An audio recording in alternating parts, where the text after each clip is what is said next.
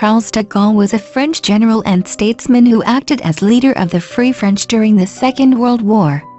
One of the most influential French politicians of the 20th century, he helped found the Fifth Republic in 1958 and served as its first president from 1959 to 1969.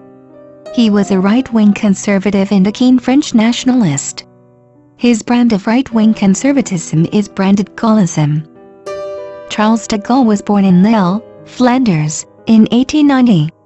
His family was devout Roman Catholic and conservative. This brand of nationalism and conservative Catholicism influenced de Gaulle's politics throughout his life. De Gaulle studied in Paris and joined the military academy of Saint-Cyr. In 1913, he joined an infantry regiment commanded by Pétain.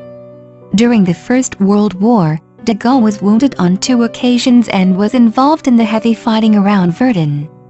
It was at Verdun, in 1916, that de Gaulle was captured by the Germans and spent the remainder of the war as a prisoner of war, despite his repeated attempts to escape. After the war, de Gaulle remained in the military and became interested in the new developments of military strategy. He came to believe the future of war would rest on highly mobile mechanized units, principally tank units backed up with air support. In 1934, he published a book, The Army of the Future, which talked about the importance of this new form of fast-moving militarized warfare. However, de Gaulle's views were not popular with either the military or politicians. The French remained committed to the more static view of warfare characterized by the Maginot Line and the trenches of the First World War.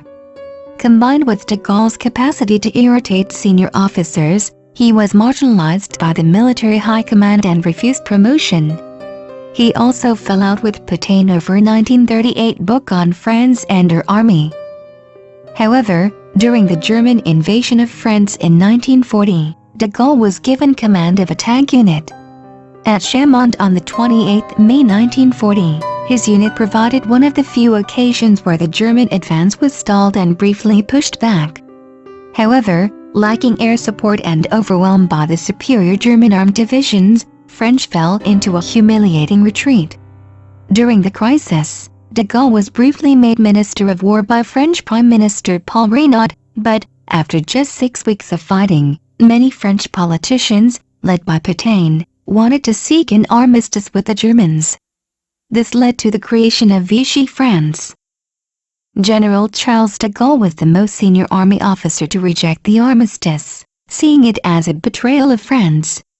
He said in a proclamation, June 18, 1940,